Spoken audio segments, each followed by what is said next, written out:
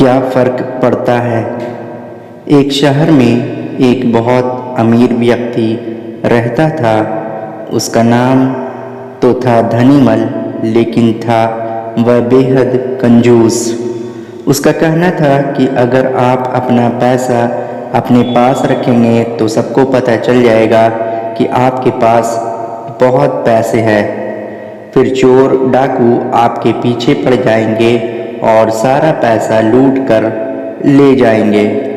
इसलिए वह अपना सारा पैसा छिपा कर रखता था और खुद एक बहुत गरीब व्यक्ति के समान रहता था। पैबंद लगे कपड़े, घिसे हुए जूते, रूखा सूखा खाना, यह सब देखकर लोग उसे भिखारी समझते थे। जिनको पता था कि वह धनवान है, वे उसे कंजूस कहकर बुलाते थे। एक दिन धनीमल को अपनी संपत्ति को चोरों से बचाने का एक बहुत बढ़िया उपाय समझ में आया।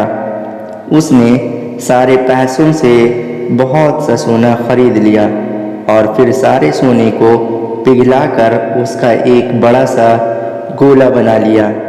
उसने शहर के बाहर जाकर एक पुराने कुएं के पास एक गड्ढा खोदा और सोने का वह गोला उसमें डालकर गड्ढा बंद कर दिया।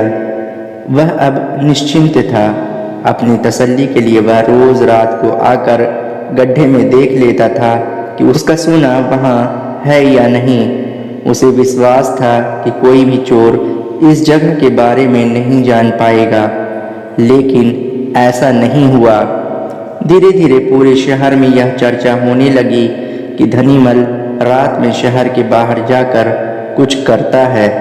एक रात जब उसने गड्ढा खोद कर देखा तो सोना वहाँ से गायब था। उसे गहरा सदमा लगा और वह चीख कर रोने लगा। उसके रोने की आवाज़ सुनकर बहुत से लोग वहाँ आ गए। धनीमल रो रो कर अपना दुख बताने लगा।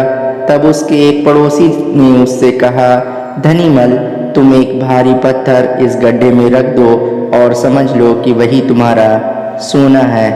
यह सुनकर धनीमल को बहुत गुस्सा आया। तुम मेरे सोने को पत्थर जैसे बता रहे हो।